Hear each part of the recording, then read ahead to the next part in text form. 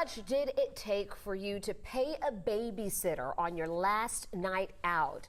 On average, in Atlanta, sitters are making more than $21 an hour. That's a 21% jump in the last 2 years. Now, these costs are following the trend of just about everything else out there, costing you more. Yeah, it's really tough out there. This is new and next. 11 Alive's Tracy A. McPeer joins us in the studio to explain why these costs are actually outpacing inflation.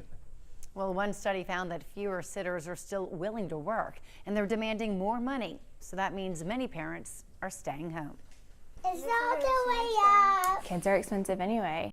It does look heavy. Chambly stay-at-home mom Amanda Hall's 2 kids are 7 and 4, and she knows the pain of paying for a sitter. It's gotten expensive. I mean, it can add up to like $50 to $100 to just one night out. An expense dramatically increasing ever since the pandemic hit. It just makes a simple date night a lot bigger than it really is.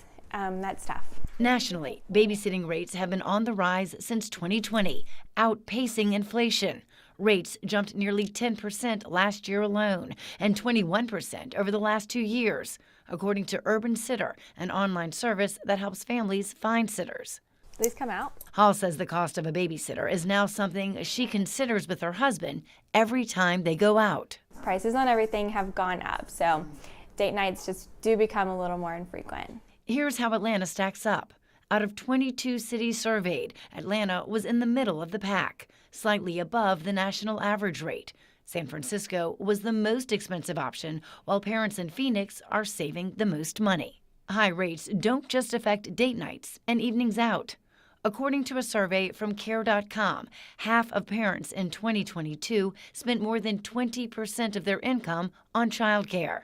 The federal government considers childcare affordable if it's less than 7% of a household's income.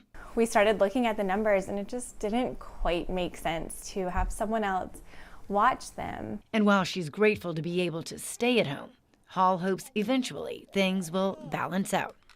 I can't wait to go back to work. Hopefully the money will make sense by the time they're both in public school.